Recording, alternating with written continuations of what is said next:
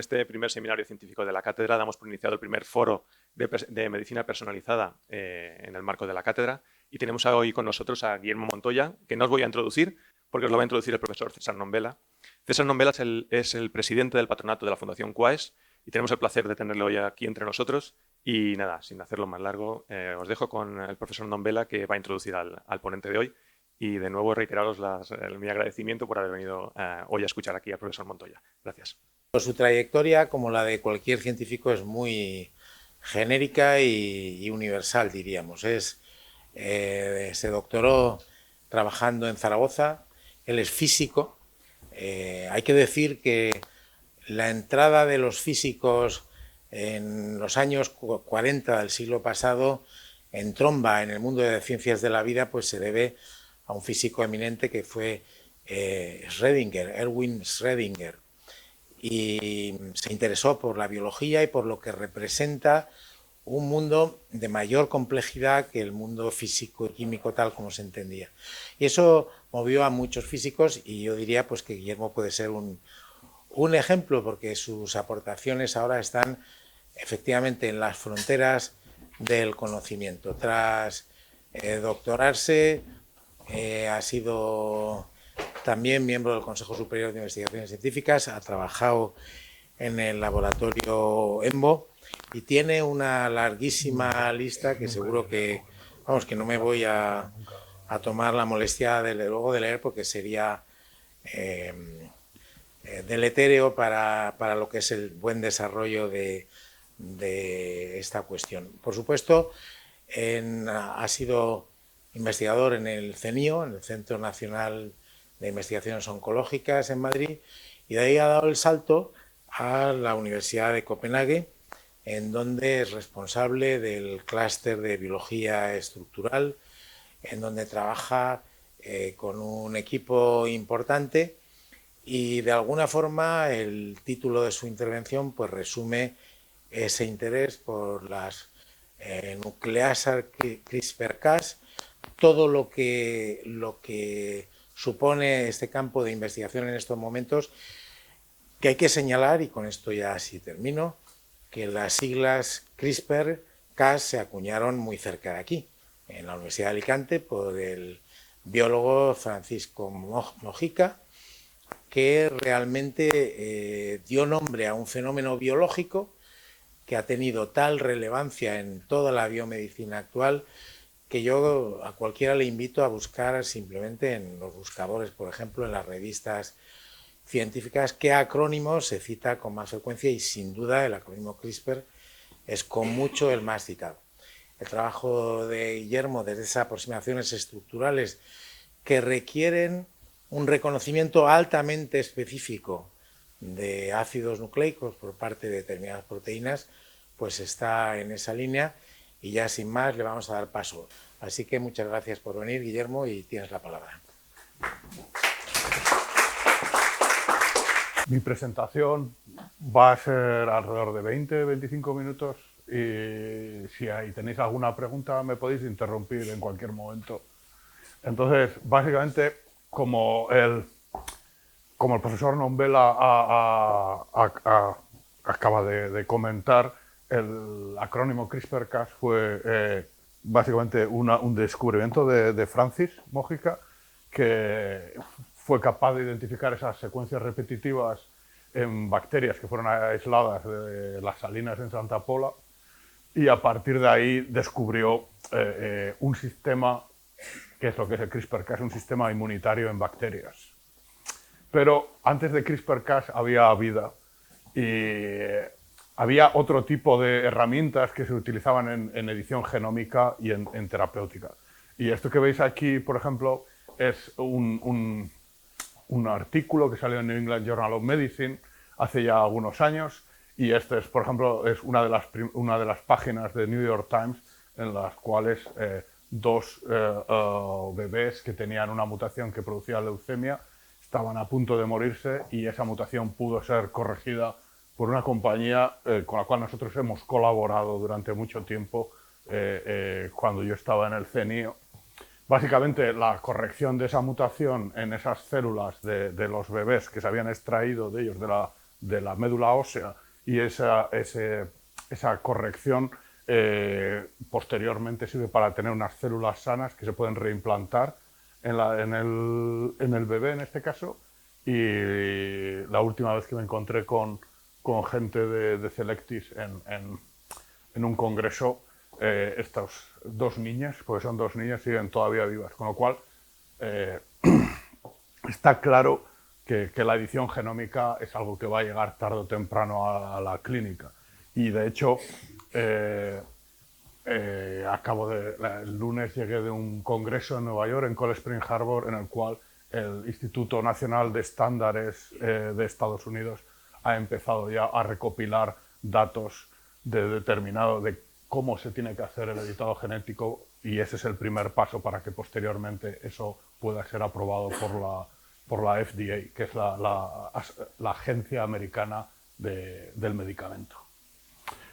Pero claro, antes de CRISPR-Cas había otras herramientas que eran Homing Endonucleases, que son otro tipo de proteínas que reconocen DNA de manera específica.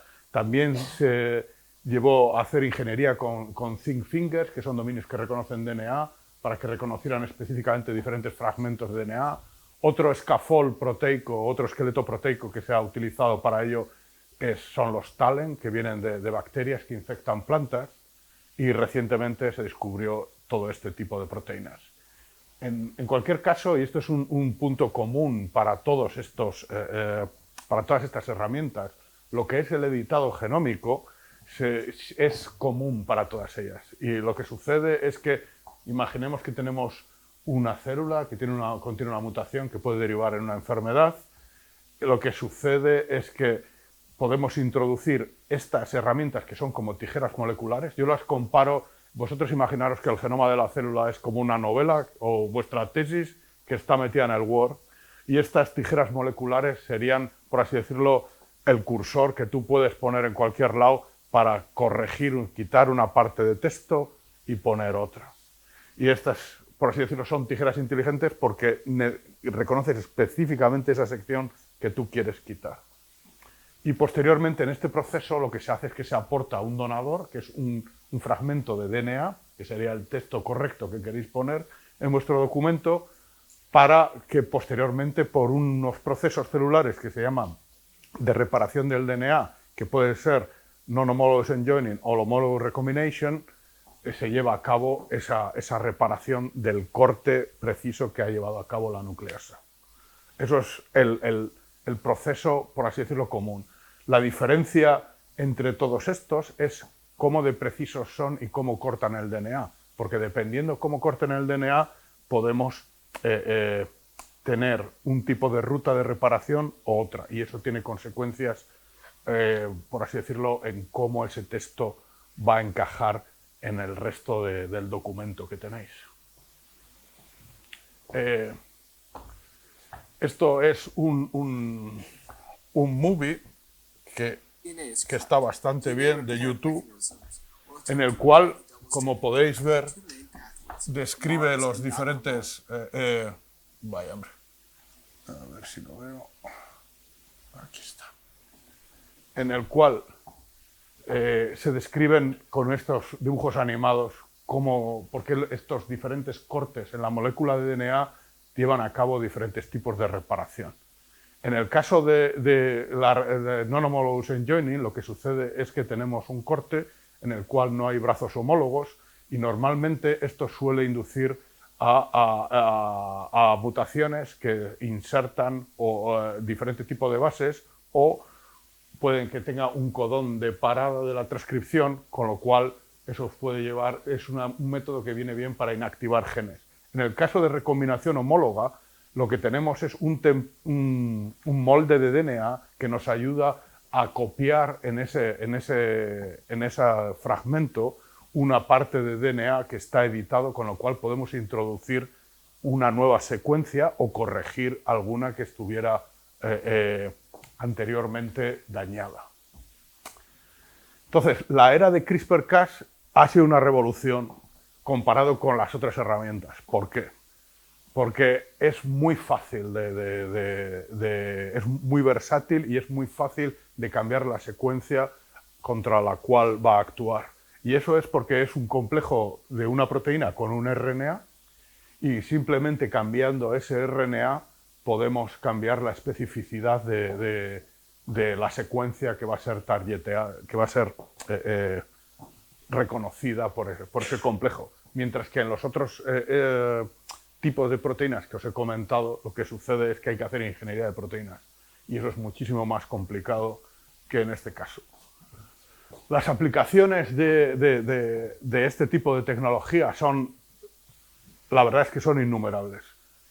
Va desde las diferentes aplicaciones terapéuticas hasta la agricultura, descubrimiento de nuevos fármacos o biología industrial, en la cual podemos incrementar, por ejemplo, diferentes tipos de procesos biotecnológicos para producir metabolitos secundarios, etcétera, etcétera. Uno de los problemas de esta técnica es que, básicamente, actualmente lo que se hace es hacer todo este proceso ex vivo. Y eso es porque tenemos diferentes tipos de células que se han ido diferenciando durante el desarrollo.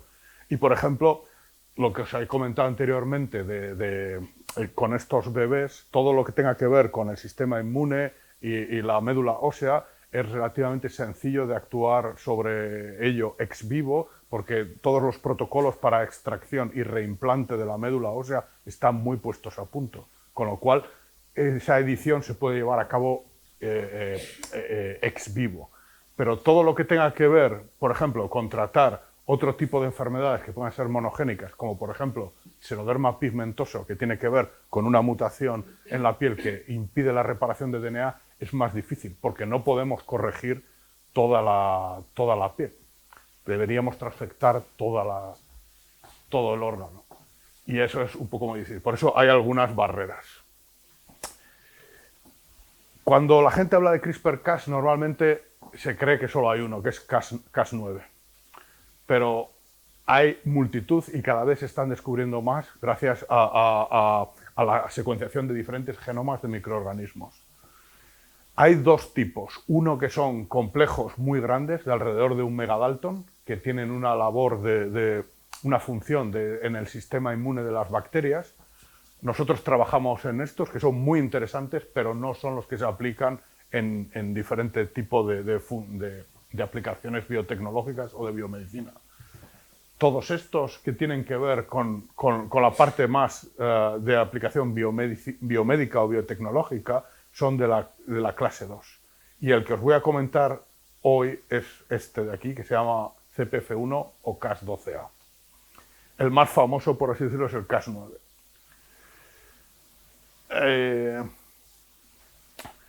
Esta es la manera en la que normalmente funcionan estos sistemas.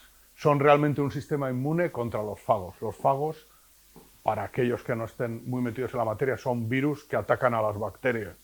Y, de hecho, son la mayor masa viva del planeta. O sea, es brutal. Y, de hecho, lo que sucede es que cuando estos fagos infectan las bacterias, el sistema CRISPR-Cas tiene diferentes proteínas que en una primera infección pueden reconocer ese DNA, cortarlo, incorporarlo en este array que se llama CRISPR, que tiene secuencias repetitivas, que son las que Francis fue capaz de secuenciar y plantearse la pregunta ¿para qué valía eso? Y entre esos spacers, esas secuencias repetitivas, hay unos spacers, que son segmentos de DNA que corresponden al fago. Con lo cual, una vez que se expresa este operón en la bacteria, podemos tener dos tipos de sistemas. Uno en el cual se expresa este RNA, que puede ser madurado por diferentes enzimas, o en el caso de Cas12a lo puede madurar la misma proteína, porque tiene actividad RNasa específica y DNasa específica, y una vez que este RNA está maduro, forma el complejo que llamamos de interferencia entre el RNA y la proteína, y una vez que tenemos una nueva infección, ese DNA del fago es reconocido por esta parte del RNA, que es la que llamamos el guía o spacer, y al reconocerse es capaz de cortar en de cortar el DNA y de esa manera interfiere con los genes del fago que no puede replicarse en la bacteria. Entonces, todo esto es que en un principio alguien pensaría, yo también pensaba hace tiempo que las bacterias ya no tenían mucho que decir, pero cada vez tienen más que decir. Esto para mí es una elegía de cómo la ciencia básica es importante y hay que seguirla manteniendo, porque este tipo de descubrimientos pueden cambiar realmente y producir una revolución tanto a nivel terapéutico como industrial. Como parte de mis labores como director del programa de biología estructural en la Fundación Novo Nordisk, en el Center for Protein Research de la Universidad de Copenhague, soy responsable de uno de los nodos que lleva la facility de criomicroscopía. Y últimamente ha habido unos avances en electrónica y en detectores que permiten llegar a alta resolución utilizando microscopios electrónicos. Nosotros tenemos un equipo de 4 personas que nos ayudan a realizar todo este trabajo, y gracias a todo este trabajo hemos sido capaces de entender cómo esa tijera molecular es capaz de reconocer y cortar el DNA de una manera específica. A diferencia de la cristalografía, que lo que obtiene es un estado durante la reacción, por microscopía electrónica podemos llegar a visualizar intermediarios de esa reacción, porque la proteína está en diferentes conformaciones. Y gracias a esta tecnología hemos sido capaces de identificar 5 intermediarios de la reacción, lo cual nos ha ayudado a comprender no solo cómo la proteína reconoce específicamente esa parte del DNA, sino también cómo lo corta.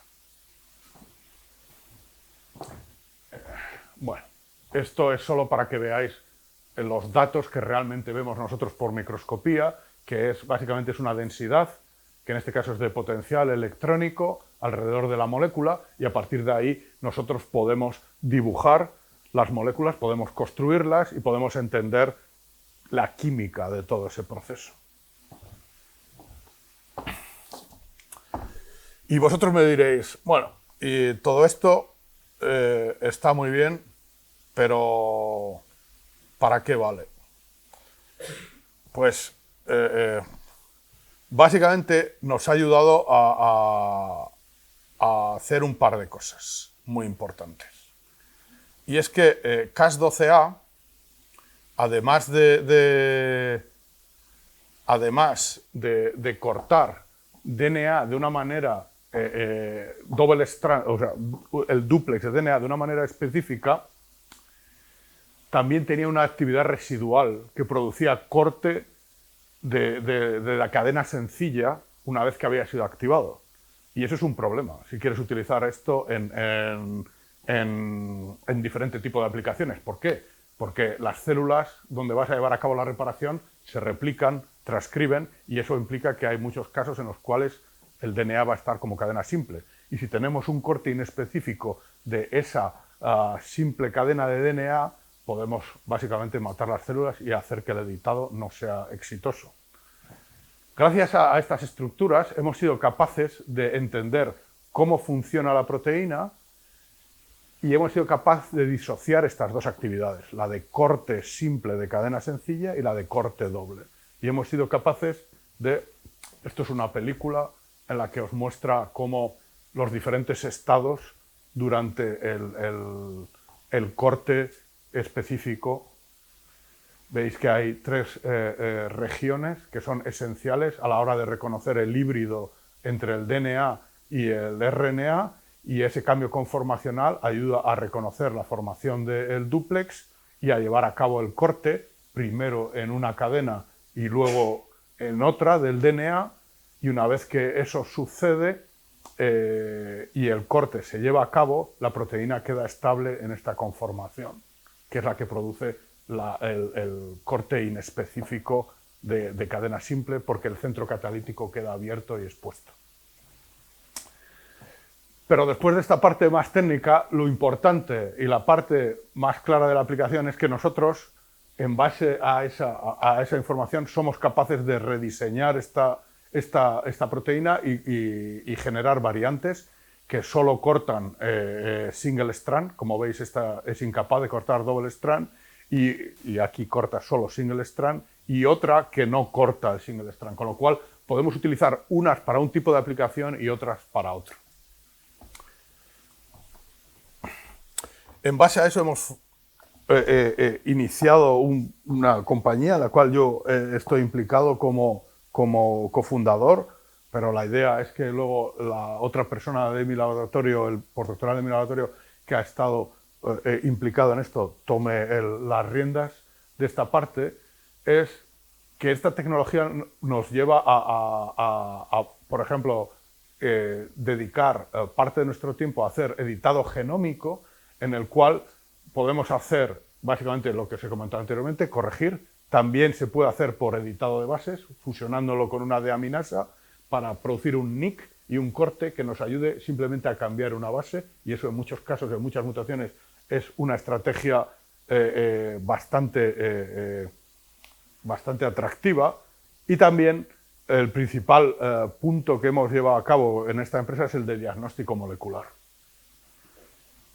Como sabéis, hasta ahora la principal herramienta que se está utilizando de CRISPR-Cas para todo este tipo de funciones es Cas9, pero Cas12a presenta unas propiedades superiores a las de esta proteína, y es que es más precisa, se puede hacer una anicasa y puede usar en diagnóstico molecular. Y una cuestión muy importante es que el landscape, por así decirlo, el panorama de las patentes es muchísimo más sencilla. En el caso de Cas9 es un lío que ha conducido a un gran problema entre diferentes institutos que han patentado cosas de Cas9. Nuestra variante, que solo corta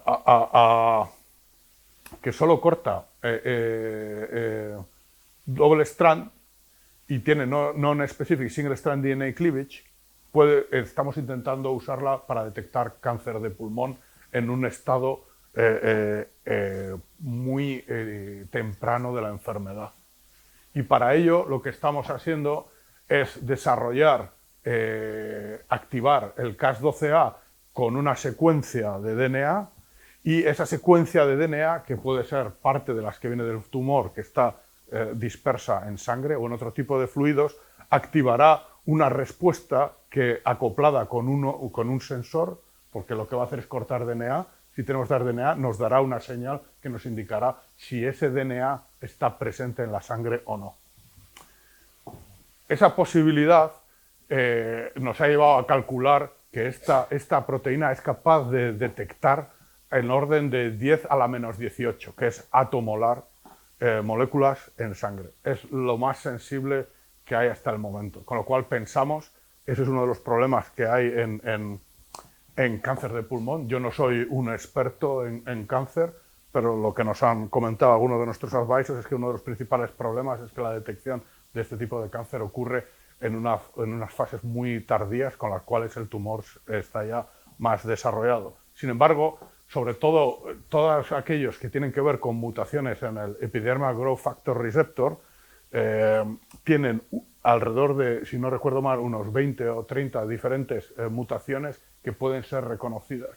Y lo que estamos intentando es que esta herramienta sea capaz de utilizarse simplemente en fluidos del paciente para ser capaz de detectar si hay cáncer de pulmón o no. Y creo que con esto que os he comentado es más o menos la parte más inicial. Os he dado un abanico un poco molecular de cómo funciona, las posibilidades que hay en diagnóstico, posibilidades que hay en edición genética para enfermedades monogénicas, y otra posibilidad de la cual no tengo una diapositiva, pero que me gustaría compartir con vosotros, porque es un paper que acaba de salir hace poco en Science, es la posibilidad de utilizar estas herramientas también como liberadores de nanopartículas de DNA que pueden llevar en un hidrogel una droga, y si esa secuencia de DNA que encapsula ese nanogel con la droga tiene una determinada secuencia específica, se ha demostrado que esta proteína Cas12a puede ser empleada para digerir el DNA y liberar la droga en el punto y en el momento adecuado. Y nada más, yo creo que es el momento de empezar el coloquio después de este abanico de datos.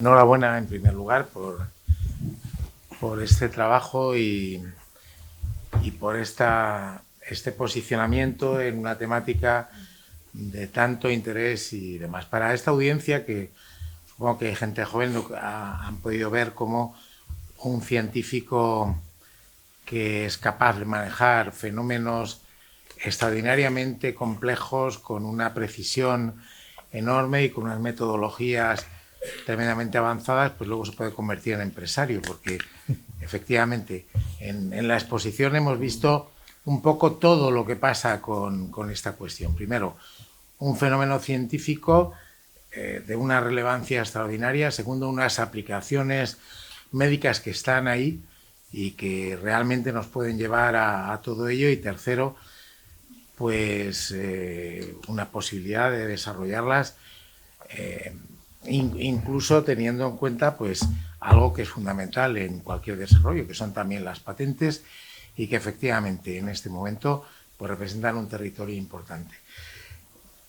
Lo primero que te quería pedir es que especifiques un poco más qué ventajas tiene la Cas12 frente a la Cas9, que es la que, sí, aparte de las cuestiones de proteger la propiedad, sí, intelectual, desde el punto de vista de las aplicaciones.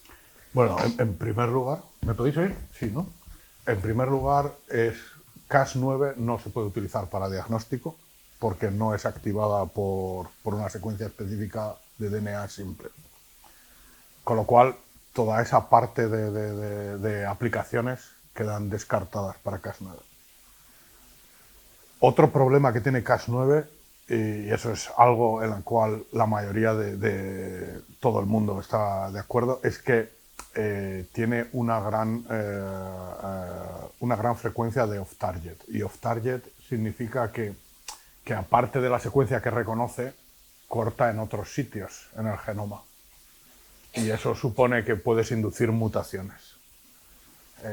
Por eso la gente que está trabajando en Cas9 está buscando nuevas variantes de Cas9 o está buscando otros homólogos. Y la razón de la gente, de los investigadores en este campo, de buscar nuevas variantes es esa, principalmente. Y esa fue la razón por la que se descubrió Cas12a. Y Cas12a tiene una frecuencia off-target menor, es decir, reconoce más precisamente la secuencia que tiene que cortar, en el caso de double-strand. Otro punto importante es que Cas9 corta el DNA con extremos romos, mientras que Cas12a corta el DNA produciendo extremos cohesivos. Eso favorece la posibilidad de llevar a cabo recombinación homóloga, lo cual en el caso de Cas9 no es tan sencillo. Y para los no tan versados en la materia, decir que la recombinación homóloga es el proceso que favorecería el editado del DNA y no la inactivación del gen, porque tú podrías corregir, por ejemplo, insertando bases, una mutación. Esas son las principales. Y son, más allá del tema de patentes, son razones muy de peso desde el punto de vista molecular. En todo caso, en tu trabajo ya habéis dado el paso de modificar la proteína para que alguna de sus actividades no sea la predominante o que retenga solo esa posibilidad. Eso quiere decir que evidentemente las aplicaciones de toda esta tecnología todavía tienen que resolver problemas importantes como el del off-target, que significa reconocimiento no solo del sitio que uno quiere y que uno ha diseñado el correspondiente molde para acudir ahí, sino el que se produzcan cambios o alteraciones en otros puntos del genoma. Realmente, probablemente esto es lo que todavía está retrasando el que el sistema CRISPR pues haya resuelto la terapia génica con carácter general. Sí, actualmente podemos decir que ya, o sea, por ejemplo, para enfermedades monogénicas tipo, hay algunas que dependiendo de los genes que se ven afectados son más fáciles que resolver de otras, pero por ejemplo la distrofia muscular de Duchenne, esa que hasta ahora se estaba tratando de una manera paliativa,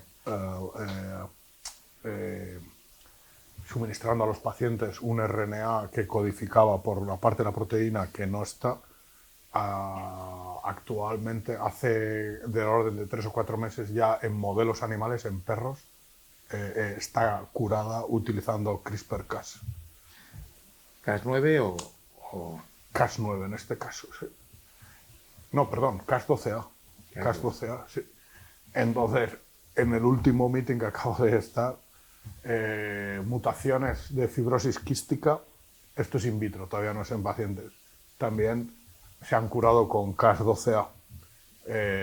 No es que hayan curado al paciente, son células extraídas del paciente en la cual investigadores italianos, en este caso, porque es un país que está bastante avanzado en el tema de terapia génica, han demostrado que Cas12A es capaz de reconocer, porque son mutaciones, no son homocigotos, son heterocigotos, que Cas12A es capaz de reconocer entre el alelo mutado y el alelo no mutado. Y han visto que la corrección es preferente en el alelo mutado. Con lo cual, es algo que va a llevar un tiempo porque se tienen que hacer los experimentos y todas las pruebas para que esto sea seguro, pero yo estoy totalmente convencido que sobre todo para enfermedades que tengan que ver con el sistema inmune, esto va a ser tarde o temprano, va a ser una aplicación. Y además, no solo en una aplicación directa a enfermedades, sino también hay que decir que todo el boom que ha habido últimamente, que ha culminado con el premio Nobel en el uso de inmunoterapia en determinado tipo de cáncer, todas esas células que están dirigidas CAR-T para atacar determinados tumores, la mayoría de ellas se han conseguido por edición genómica. Se han modificado de una manera inteligente utilizando no solo CRISPR-Cas, en este caso Cas9, sino también algunas de las otras herramientas que os he comentado anteriormente, como son TALEN o meganucleasas. Yo es que quería remarcar un poco este aspecto, porque en mi larga trayectoria profesional, yo trabajaba en el laboratorio de Severo Ochoa cuando surge la tecnología del DNA recombinante, finales de los 70. Y allí en la Universidad de Nueva York, un investigador, entre los primeros genes que se pudieron clonar humanos, era el de la glucosa 6-fosfatasa. Y hay una deficiencia en glucosa 6-fosfatasa que produce un síndrome. Este investigador tuvo el gen y tuvo la humorada de inyectarlo en el paciente. Logros cero. Por supuesto, hoy día sería imposible hacer eso y te llevarían a la cárcel. Logros cero, porque tampoco le produjo ningún daño, ¿no?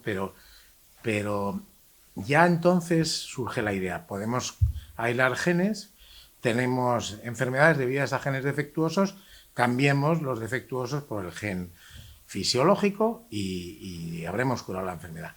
Eso, que ya era una aspiración a finales de los 70, todavía hoy es una realidad muy, muy limitada. Y hemos pasado por muchas situaciones, por muchas investigación clínica con resultados a veces hasta letales y demás. Por eso quería que insistieras un poco más en si crees que la Cas12 pues va a ser ya la panacea. Véndenos un poco. Hombre, hay que decir que los ensayos que ha habido de terapia génica anteriormente, que acabaron algunos de forma dramática en Francia, la razón de eso es porque la transfección se hacía con unos virus cuya inserción era no random, no al azar, pero podía insertarse en diferentes partes del genoma. ¿Cas12a va a ser la panacea? No lo sé. Estadísticamente, si te tengo que decir la verdad, creo que lo dudo. Porque es que está apareciendo tal cantidad de diferentes proteínas que pueden utilizarse para manipular el DNA. Lo que sí te puedo decir es que ahora mismo con las que estamos trabajando y de las que la gente está utilizando, esta es la que tiene mejor, por así decirlo, mejores propiedades para llevar a cabo diferentes tipos de modificaciones. Creo que en el futuro lo que va a pasar es que de todas estas herramientas va a ser como la caja de herramientas que tenemos en casa. Vas a tener que apretar diferente tipo de tornillos o diferente tipo de tuercas y para eso tienes diferentes tipos de herramientas. Entonces yo creo que al final lo que va a pasar es que va a haber un muestrario de diferentes herramientas que van a servir para modificar el genoma y para diferentes aplicaciones se van a utilizar unas u otras. Porque no es lo mismo inactivar un gen, que es por ejemplo lo que se intentó hacer en ese ensayo clínico que os he presentado al principio de New England Journal of Medicine, que la idea era inactivar CCR5 para que no entrara el virus del SIDA. No es lo mismo eso que intentar modificar y poner una secuencia nueva, es más complicado. Bueno, dentro de un momento voy a dar paso al público, pero quería alguna precisión más, porque además la Fundación Quaes tiene una especial vinculación con las enfermedades raras y con asociaciones de pacientes. En el ejemplo que has puesto de la distrofia de Duchenne, sí, o en la fibrosis quística, ¿cómo se plantea en los animales en que se ha hecho? Ir a las células del tejido con una especie de kit que... Sí, los han transfectado con vectores dentovirales y solo necesitan un 30%, en el caso de los perros, solo necesitan alrededor de un 30% de corrección para que el animal pueda volver a andar. Y la transfección se administra con el vector con carácter sistémico, con carácter de manera que pueda encontrar la célula que le tiene que servir de objetivo, de target para actuar, ¿no? Ese es uno de los principales problemas ahora mismo, sobre todo cuando estamos hablando de enfermedades que afectan a células musculares o pulmón. Ese es uno de los problemas. ¿Cómo se va a llevar a cabo el delivery o cómo se va a administrar esta ribonucleoproteína específica para corregir ese gen en ese órgano? Y actualmente nosotros no trabajamos en eso, pero hay bastantes líneas de investigación. Algunos están intentando hacerlo, por ejemplo, con el virus del SIDA. Hay gente que yo creo que no es una buena opción, pero lo que han hecho es inactivarlo y básicamente como tienen receptores que son dirigidos contra un determinado tipo de células, el virus es bastante grande y pueden meter directamente dentro del virus la ribonucleopartícula. Y lo que hacen es con ese virus intentar targetear, dirigirlo hacia las células donde se va a dar a cabo la modificación. Otros lo que están trabajando son con liposomas, lipopartículas, nanopartículas, las cuales se puede también integrar el complejo ribonucleoproteico y lo que intentan es dirigirlo a diferentes órganos para que pueda de alguna manera por la ruta de endocitosis entrar en la célula. Hay varias aproximaciones, pero ese es uno de los principales challenges, de los retos que hay ahora mismo. O sea, en resumidas cuentas, especificidad de la célula a la cual hay que actuar con la terapia génica correspondiente, digamos en terapia génica, porque ya tú lo que has mostrado de aplicación al diagnóstico está clarísimo, y luego especificidad en el cambio genético y eliminación de otros no deseados que podrían ser desde luego un gran problema. Bueno, yo creo que hay temática, parece que Vicente Saus quería intervenir. Y la idea que es tomar una muestra de sangre y cuánto precozmente podéis hacerlo. Pues, 3 meses, 6 meses, 1 año, 2 años, antes de que se desarrolle. Y la segunda pregunta. Sí. Si lo detectáis, podéis determinar, podéis decir claramente, ¿hay o no hay cáncer de pulmón? Sí. Hay unos tipos de cáncer de pulmón que vienen determinados por mutaciones en un receptor que se llama Epidermal Growth Factor Receptor. Estas mutaciones están muy bien caracterizadas, con lo cual conocemos el DNA, por así decirlo, que debería estar en sangre y que puede muchas veces estar en diferentes fluidos circulando. Entonces la idea es que como este sistema es capaz de identificar esas moléculas a muy baja concentración, deberíamos ser capaces de identificarlas muchísimo antes de la fase 1, que actualmente creo, y si hay algún experto en cáncer de pulmón basal me puede corregir porque yo no lo soy, creo que se detectan a partir de la fase 2, cuando ya en esos casos los tumores están ya bastante avanzados. Si tú lo puedes detectar muchísimo antes, podría ser, por ejemplo, el caso como que nos manden el test a casa, nosotros pusiéramos una gota de nuestra sangre y eso se pudiera detectar, se mandaría a la Seguridad Social. Nosotros en donde yo vivo, por ejemplo, en Dinamarca, lo hacen para cáncer de colon. Te mandan un kit a casa, en las heces tú pinchas un palo que te mandan de plástico, eso lo mandas por correo y ellos hacen el análisis y lo hacen por sistema. Aquí también, ¿no? A partir de los 49 años. Aquí en España también. Sí. Pues eso mismo, por ejemplo, se podría hacer para cáncer de pulmón o para otro tipo de cánceres. Pero con lo cual, me ha parecido oír que es para algún determinado tipo de cáncer sí, de pulmón. es para un Es determinado que te lo digo porque si uno que es fumador, por ejemplo, Sí. tiene en mente que puede tener cáncer de pulmón, Sí. si se hace esa prueba sí, y le da negativo, va puede a que seguir tenga otro, y le puede puede, que tenga otro. Sí, puede sí, sí. brotar otro tipo de puede cáncer. que tenga otro. Sí. No descarta 100%. Sí. Vale. O sea que Y la será muy específico y para un determinado pero tipo de tumor ese número pulmonar. ese tipo de cáncer de pulmón, si no lo recuerdo mal, representa alrededor de un 30-40%. O sea que habrá que especificar que Sí. detecta el 30-40% de los cánceres de pulmón de este tipo. Vale. Y La es una simple muestra de sangre, Sí. se puede hacer. Sí. ¿Y en cuánto tiempo sería la respuesta? La respuesta sería, depende del sistema, porque eso, por supuesto, el paciente o el que hace la muestra no puede hacer, eso habría que mandarlo a, supongo que la Seguridad Social o algún sistema médico que se encargaría de hacer el sistema de detección. Yo creo que en una semana o 15 días eso está hecho, porque el ensayo es muy sencillo. Habría que mandar la muestra allá Sí. a donde tú estás. No, donde yo estoy no. Eso nosotros, el spin-off o la empresa que estamos montando, la idea es que desarrolle ese sistema y una vez que ese sistema esté, nosotros no lo vamos a hacer. Se lo daremos al Ministerio de Sanidad o a los que estén interesados en poner a cabo esa prueba. O habrá alguna O empresa sea que haréis lo venda. transferencia de tecnología. Sí. Vale. En Muy todo bien. caso, la aplicación, el resultado es inmediato una vez Sí. que No, tienes... podemos estar interesados. Muchas A gracias. ver, el doctor Javier Benítez... Sí. Bueno, has estado hablando de, bueno, enhorabuena por toda la charla, la presentación y lo que es un poco cómo está el panorama en estos momentos, ¿no?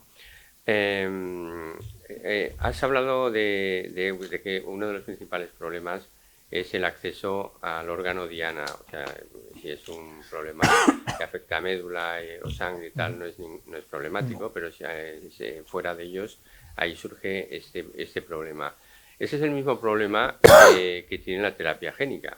La terapia génica ha estado durante muchos años siendo la promesa de que se iban a poder curar muchas enfermedades, pero siempre se ha topado con cómo acceder al órgano diana. En el caso, yo creo que de los de más éxito es precisamente en la fibrosis quística, porque utilizaban el virus del catarro y entonces ahí pues llegaba muy fácilmente a los pulmones, ¿no?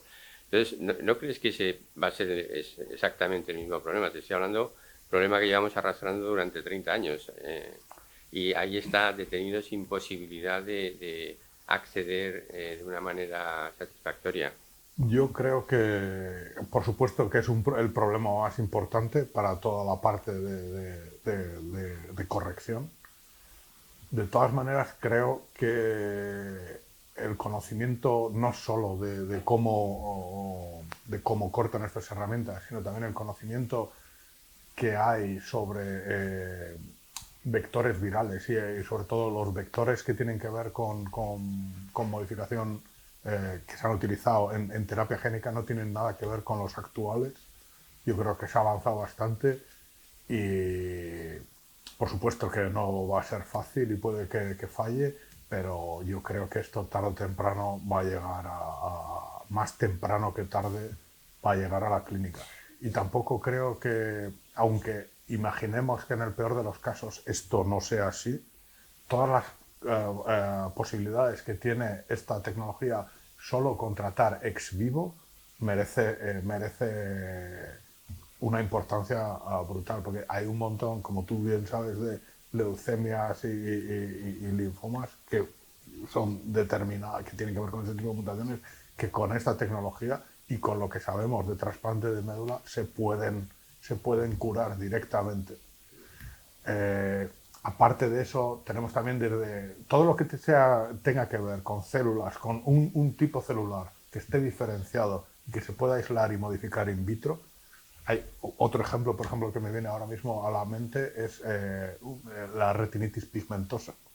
Es otro ejemplo que han modificado el gen y han curado a los pacientes.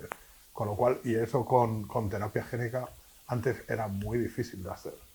Y también tiene la ventaja de que trabaja sobre un tipo celular. No hay, por así decirlo, daño en el caso de la terapia génica. El problema es que si tú infectas con un virus, no sabes lo que puede pasar. Tengo que decir, perdón, que una cuestión preocupante, que de hecho me preocupa un poco y que ahora que vengo de este meeting en Estados Unidos, es que la agencia militar americana está financiando a la mayoría de los grupos estadounidenses con cantidad de dinero y esto es una que se llama DARPA, y el DARPA tiene un presupuesto que no se conoce, no es público, con lo cual a veces da un poco miedo. ¿Te refieres a utilización con fines bélicos o algo así? Sí, algo así. Sí. Yo soy de los que piensa que los físicos siempre han tenido dinero para investigar porque han sido capaces de crear, han desarrollado diferentes partes de la ciencia que se puede utilizar en armas. Los biólogos nunca han recibido esa atención porque las armas que pueden desarrollar son letales para toda la humanidad. Pero... Yo de todas formas, en este debate me parece que el problema no es solo... el problema clásico no era solo el órgano diana, sino la propia introducción del gen correcto y su localización. Como aquí la técnica significa corregir la mutación, corregir el cambio de una forma tan específica, creo que esta es la gran ventaja. Otra cosita un poquito corta. Esta semana o la semana pasada salió también el grupo español que lo lidera Juan Bueren del CIEMAT, que habían estado tratando la anemia de Fanconi con CRISPR, en lugar de, llevan muchos años tratando de hacerlo por terapia génica, y ahora se han metido de golpe y porrazo y parece ser que con éxito. No sé si queréis comentar algo. Vivo, claro. Eso sí que se hace, es vivo. Sí. Es una anemia. No sé si queréis comentar algo de ese tema. Básicamente es abundar en lo que te estoy comentando y lo que acaba de decir el profesor Nombela, ¿no? Que como puedes trabajar en un tipo celular ex vivo, las ventajas... Este grupo lleva muchísimo tiempo intentando con resultados muy limitados y ahora parece que le ha ido bien con la CRISPR. El público, especialmente los asistentes jóvenes, vamos a dar paso a los jóvenes científicos y luego te doy la palabra. Soy yo, ¿no? Sí. Vale. Bueno, felicitarle por la presentación primero que todo, y tenía un par de dudas. La primera es en el desarrollo de la investigación sobre la búsqueda de fármacos. Antes de lanzar un fármaco al mercado y que pueda ser consumido por cualquier paciente, debe de pasar varias fases y cada una de ellas es más exhaustiva que la anterior. Para este caso de terapia, ¿cuál es el tiempo más o menos medio? Porque cada tipo de terapia será un caso distinto. Ahora, Eso es que más o menos el tiempo medio de aplicación. Lo que van a hacer, la impresión que yo tengo es que el National Standards Institute en Estados Unidos el otro día dio una charla allí a todos los que estaban en el meeting y básicamente están empezando a recoger datos de qué es un off-target, cuántas bases tienes que tener para fuera para que eso sea considerado un off-target. Están empezando a reunir, por así decirlo, un protocolo. Entonces, lo que yo creo que sucederá en el futuro es que este National Standards Institute va a recoger diferente tipo de cómo se tiene que cortar el DNA, cuántas bases tiene que estar, cuántos off-targets tienes que tener para que ese clon sea descartado, todo este tipo de datos. Entonces, ese protocolo probablemente es el que se va a dar a la FDA, que es la Food and Drug Administration, para que apruebe o no determinado tipo de protocolos. Entonces, cuando alguien vaya a tratar la enfermedad X con esta tecnología, tendrá que cumplir esos estándares. Es lo que creo que va a suceder. No será enfermedad. Igual para cada enfermedad hay algunas peculiaridades, pero va a haber un protocolo general con estándares que esta gente está empezando a determinar ahora mismo. Y bueno, y la segunda pregunta es ya un poco de carácter más social. Por ejemplo, si en caso de la técnica se democratiza, la técnica de detección temprana del cáncer de pulmón, si se llega a emplear, ¿cuál cree que será la aceptación de la sociedad respecto a la terapia génica? O sea, si va a poner muchas pegas o se va a rechazarlo, sobre todo a aquellas personas que no entiendan mucho sobre este tipo de técnicas. Lo que os he comentado de cáncer de pulmón, por ejemplo, también está demostrado ya que se puede aplicar, por ejemplo, en papilomavirus, que es el que produce el cáncer de útero. O sea, hay un montón.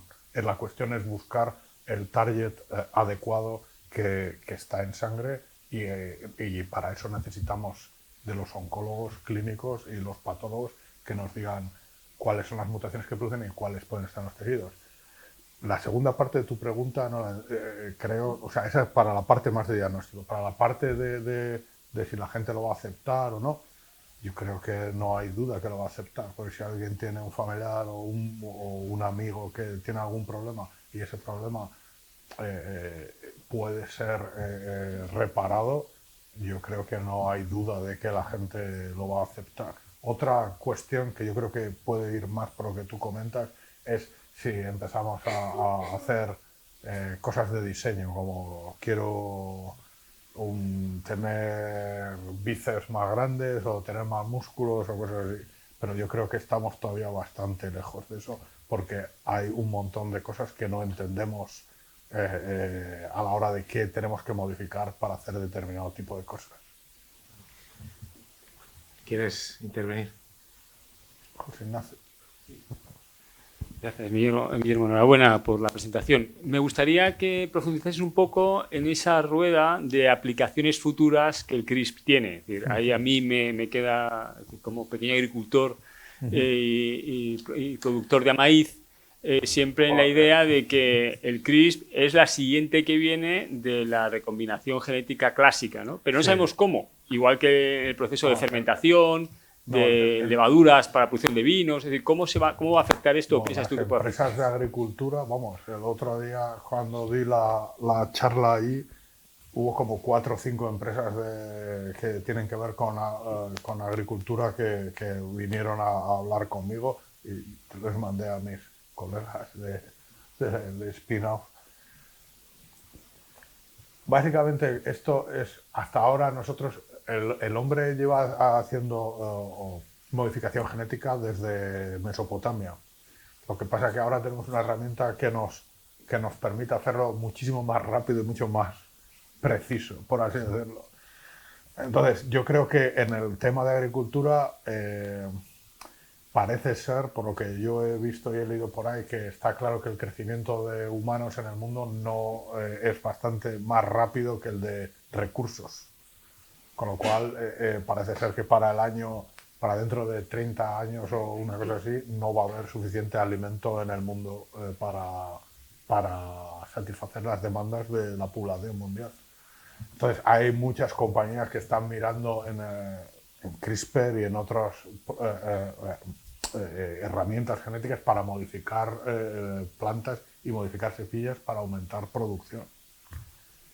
Por de pronto ya hay un champiñón que no se ennegrece. Le han quitado el gen que produce las melaninas estas que lo ennegrecen y ya está. El champiñón se queda blanco todo el tiempo. A ver, ¿alguien más se anima?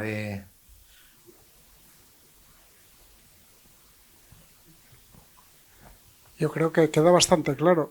O nos espabilamos y empezamos a producir más y mejor, y no hay que preocuparse porque el americano quiera cortarnos la exportación de vinos y aceites. Bueno, yo creo que todos veis la importancia de todo esto, ¿no? A mí me ha sorprendido y me ha impresionado muchísimo. No te he dado la enhorabuena, pero te la doy ahora. Gracias. Yo quería pedirte un último comentario ya de el título de tu charla, pues si va a ese término tan común de medicina personalizada. La verdad es que al español lo hemos traducido literalmente. En español sería más bien individualizada, porque llega a la individualidad genética, y nuestra individualidad genética es nuestros genes y la microbiota que albergamos, que son muchos más genes. 3 kilos, son 3 kilos la microbiota. Depende, en algunos momentos a lo mejor sí. Realmente, si te preguntan, bueno, la medicina individualizada ya está aquí, ¿cuándo llega? Porque esa es una pregunta muy frecuente que dirigen a los expertos. ¿No crees, en primer lugar, que el CRISPR es el salto fundamental? Sin ninguna pretensión de exagerar, ¿no? Pero que, bueno, ¿qué te voy a preguntar a ti? Pero sí, probablemente es, por así decirlo, la vuelta de tuerca por la versatilidad que tiene.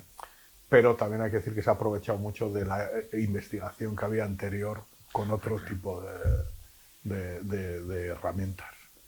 Porque básicamente los procesos de selección, transfección, son más o menos generales para el CRISPR que para las otras herramientas que os he comentado. Pero yo creo que la medicina personalizada está ya aquí, porque solo el hecho del editado para hacer células CAR-T que puedan dirigirse hacia determinados tumores, eso se ha hecho por edición genética. Bueno, ya hay intentos de CAR-T para corregir, por ejemplo, la fibrosis del corazón y poder resolver pues muchas cardiopatías y demás, no solamente cánceres, ¿no? Lo que pasa es que al mismo tiempo que utilizamos todo este poder tan específico para aplicarlo al individuo, nos damos cuenta de la complejidad que todo tiene, porque un tratamiento con CAR-T, una de las empresas que son pioneras, en España ha tratado a 10 y lo tienen como un acontecimiento, y ha tratado a 10 enfermos. Sí, pero buenos resultados. Yo creo que tenemos que darnos cuenta, sobre todo en las aplicaciones terapéuticas y en biomedicina, es que, como dicen los anglosajones, el low hanging fruit está ya. Ahora mismo las empresas, yo creo que, por lo menos de donde yo vengo, hay una erupción bastante fuerte de lo que se llama biologics. Y es que las medicinas del mañana o los tratamientos del mañana no van a ser moléculas o compuestos. Van a ser protocolos o proteínas que actúan de una determinada manera. Porque ya se conoce un montón de los mecanismos moleculares de diferentes enfermedades. Entonces, hay muchas veces que yo creo que el desarrollo de compuestos sí continuará, pero para determinado tipo de procesos que son muy complejos, un compuesto no va a solucionarlo. Se necesita, por ejemplo, el ejemplo de las enfermedades de la fibrosis quística, tú puedes tener determinado tipo de compuestos, pero no van a resolver la base molecular de la enfermedad. Entonces, yo creo que hay una, y de hecho la mayoría de las empresas yo creo que están invirtiendo cada vez más en este tipo de procesos, que lo que se desarrolla no es realmente un compuesto o una medicina, sino es un protocolo o es un anticuerpo o algún tipo de molécula más compleja. En todo caso, para la gente que está empezando... Ay, perdón. Es que no te había visto... No, es que está un poco...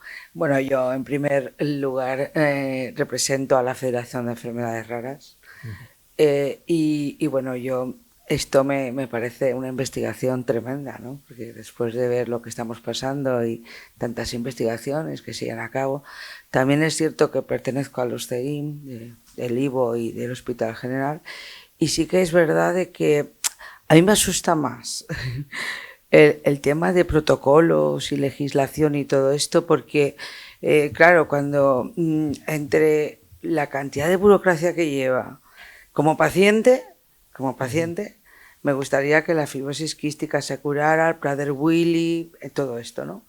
Pero cuando te pones a pensar ya en aprobar ciertas cosas, pues la legislación es muy básica, la veo muy básica. Quiero decir, lo que yo veo es, desde mi punto humilde, de lo que he visto, es agradecer esta ponencia porque me ha parecido extraordinaria, sin entender, porque es problemática para entender de biología y demás, pero sí que es cierto que estamos avanzando. Ahora, el tema de cómo se va a llevar a cabo la legislación, cómo estos protocolos, esto es muy largo para un paciente. Y luego, por otra parte, lo que ha preguntado un chico, pues me parece que las familias también necesitamos un protocolo, no necesitamos muchísimas veces el que tengamos formación, porque se ve en muchas ocasiones que pues no sé, por musulmanes o por cualquier ideología, pues no, el paciente dice que no, y esto es así, y por mucho que digamos que esto está avanzado, que esto continúa, que esto es para curar a tu hermano o a la persona más cercana hacia ti, hay que también preparar al paciente para que esto lo entienda. Pero yo creo y estamos muy lejanos en eso, pienso, en las dos cosas que yo creo que... Yo creo que el programa de Javier en el CENIO ha hecho una gran labor en el Sistema Nacional de Salud y hay muchos. Creo que probablemente debería de haber una mayor, por así decirlo, información desde el médico al paciente o quizás de los investigadores al médico para que informasen al paciente de una manera sencilla de este tipo de cosas, porque hay muchas veces que son cosas, son temas bastante sencillos, ¿no? Sí que se pueden arreglar sin llegar a tener un problema. Sí. De todas maneras, muy agradecida. En todo caso, la alusión que hacías de la norma y la regulación y demás, por un lado es una cuestión necesaria, pero debería adecuarse a que no retarde el progreso, ¿no? Y efectivamente, antes de hacer nada con tal enfermo, pues hacen falta permisos, hacen falta todo un conjunto de trámites. Lo fantástico es que gentes que están ocupándose de cómo una zona pequeña de una macromolécula puedo cambiarla un poquito, y entonces ahí tengo que eso es lo que tenemos que agradecer a la investigación básica, que sigue proporcionando una información imprescindible, que podamos realmente llevarlo a la cama del enfermo cuanto antes. Y en eso creo que están las cosas, pero efectivamente todos los agentes del sistema, desde los investigadores a las autoridades sanitarias, pues tienen que cooperar, y luego pues viene el problema de los costes, que tampoco es pequeño, pero que tenemos que saber afrontar. ¿Alguien más quiere decir algo que no haya salido? Javier, ¿quieres hacer un último comentario? No, bueno, yo soy muy fan de todos los nuevos desarrollos. Y este es uno más, desarrollos desde el punto de vista tecnológico y desde el punto de vista científico. Y yo creo siempre que que ese desarrollo pues va a cuajar y que vamos a tener unos éxitos tremendos. A veces me equivoco, porque pensaba lo mismo de la terapia génica y realmente pues ha sido una decepción, entre comillas, ¿no? Creo que el CRISPR es una tecnología, es una técnica que es muy sencilla, aparentemente, y que puede estar al alcance de muchos laboratorios en breve tiempo, siempre y cuando pues haya una normativa también de trabajo y que reciba el apoyo de la administración en el sentido de no retardar las cosas, pero creo que es una de las técnicas que puede llegar a curar. Y Vicente, pues hemos tomado nota del interés de las empresas inquietas en los nuevos desarrollos, claro que sí. La gente joven es la que tiene que espabilar. Han tomado nota, supongo. Muy bien, pues yo creo que sin más procede a agradecer a Guillermo que haya venido, que nos haya aportado esta temática verdaderamente de frontera, en donde pues los desarrollos del laboratorio, en su laboratorio y en otros, pues pueden realmente resolver problemas importantes y contribuir desde luego dentro de este esfuerzo general de la ciencia para el bienestar de la humanidad. Muchas gracias. Gracias a vosotros. Gracias a vosotros.